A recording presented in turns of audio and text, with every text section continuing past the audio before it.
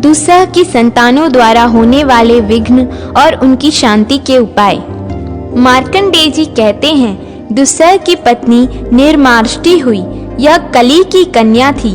कली की पत्नी ने रजस्वला होने पर चांडाल का दर्शन किया था। उसी से इस कन्या का जन्म हुआ था। दुस्सह और निर्माष्टि की 16 संतानें हुईं, जो समस्त संसार में व्याप्त हैं। इनमें 8 पुत्र थे और 8 कन्याएं। ये सब के सब अत्यंत भयंकर थे। दंताकृष्टि, यथोक्ति, परिवर्त, अंगधृक, शकुनी, गंडप्रांतरिति, गर्भहा तथा सरस्याहा, ये 8 पुत्र थे। नियोजिका, विरोधिनी, स्वयंहारिका, ब्राह्मणी, ऋतुहारिका, स्मृतिहरा, बीजहरा तथा विद्वेषिणी, ये 8 कन्याएं थीं, जो संपूर्ण जगत को भय देने वाली हुईं। अब मैं इनके कर्म तथा इनसे होने वाले दोषों की शांति के उपाय बतलाता हूँ। पहले 8 पुत्रों के विषय में सुनो। दंताकृष्टि छोटे बच्चों के दांतों में स्थित होकर उनमें रगड़ पैदा करता है। इस प्रकार वह दुस्सह नामक अलक्ष्मी पुत्र को वहां बुलाना चाहता है।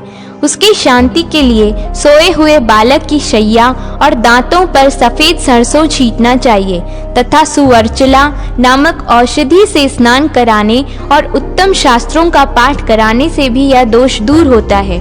दुस्सह का दूसरा पुत्र यथोक्ति जब आता है, तब वह बारंबार यही हो ऐसा कहता हुआ मनुष्यों को शुभाशुभ में लगा देता है।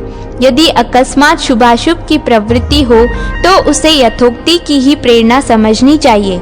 यदि शुभ का कथन या श्रवण हो तो विद्वान पुरुष उसे मंगलमय बतावे, और यदि अशुभ का श्रवण या कथन हो तो उसकी शांति के लिए भगवान विष्णु, चराचर गुरु ब्रह्मा तथा अपने अपने कुल देवताओं के नामों का कीर्तन करना चाहिए। जो अन्य के गर्भ में दूसरे गर्भों को रखने और बदलने में प्रसन्नता का अनुभव करता हो तथा कोई बात कहने के लिए उत्सुक मनुष्य के मुख से किसी और बात को कहलाता हो, वह दुस्सह का तीसरा पुत्र परिवर्त है। उसकी शांति के लिए भी तत्ववेत्ता पुरुष पीली सरसों छिड़के और रक्षोग्न मंत्रों का पाठ करे।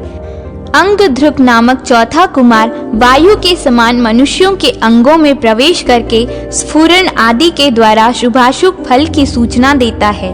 उसकी शांति के लिए कुशों से शरीर को झाड़ें। दुस्सह का 5वां कुमार शकुनी कौवे आदि पक्षियों के अथवा कुत्ते, सियार आदि पशुओं के शरीर में स्थित होकर अपनी बोली से शुभाशुभ फल को सूचित करता है। उसमें भी अशुभ सूचक शब्द होने पर कार्यारंभ का परित्याग करना चाहिए और शुभ सूचक शब्द होने पर अत्यंत शीघ्रता के साथ कार्यारंभ कर देना चाहिए। ऐसा प्रजापति का कथन है। द्विजश्रेष्ठ गंड प्रांत रति नामक छठा कुमार गंड प्रांतों में आधे मुहूर्त तक स्थित हो सब प्रकार के कार्यारंभ का नाश और मांगलिक कर्म तथा अनिंदनीयता का अपहरण करता है। ब्राह्मणों के आशीर्वाद, देवताओं की स्तुति, मूल शांति, गोमूत्र और सरसों मिले हुए जल से स्नान, जन्मकालिक नक्षत्र और ग्रहों के पूजन, धर्ममय उपनिषदों के पाठ, शास्त्रों के दर्शन तथा गंडांत में पैदा हुए बालक की अवज्ञा से उसके दोष की शांति होती है। 7वां कुमार गर्भहा बड़ा भयंकर है, जो स्त्रियों के गर्भ में प्रवेश करके गर्भस्थ पिंड को अपना ग्रास बना लेता है। प्रतिदिन पवित्रता पूर्वक रहने, प्रसिद्ध मंत्र लिखकर बांधने, उत्तम फूलों आदि की माला धारण करने, पवित्र गृह में रहने तथा अधिक परिश्रम न करने से गर्भवती स्त्री की उसके भय से रक्षा होती है। अतः इसके लिए सदा चेष्टा करनी चाहिए। इसी प्रकार 8वां कुमार सस्याहा है। वह खेती की उपज को नष्ट करता है, उसकी भी शांति करनी चाहिए। इसके लिए उपाय है खेत में पुराना जूता रखना, अपसव्य होकर वहां जाना, चांडाल का उसमें प्रवेश कराना, खेत के बाहर पूजा चढ़ाना और चंद्रमा एवं जल के नामों या मंत्रों का कीर्तन करना। दुस्सह की पहली कन्या नियोजिका है। वह मनुष्यों को पराई स्त्री और पराये धन के अपहरण आदि में लगा देती है। पवित्र ग्रंथों, मंत्रों अथवा स्तुतियों के पाठ से तथा क्रोध, लोभ आदि दुर्गुणों का त्याग करने से उसकी शांति होती है। विद्वान पुरुष को चाहिए कि नियोजिका मुझे इन दुष्कर्मों में लगा रही है, यूं विचार कर कर उसका विरोध करते हुए उन कर्मों का त्याग करे। जब कोई अपने को गाली दे या मार बैठे तो भी यही सोचकर कि नियोजिका ने ही इसे इस बुराई में लगाया है, क्रोध आदि के वशीभूत न हो।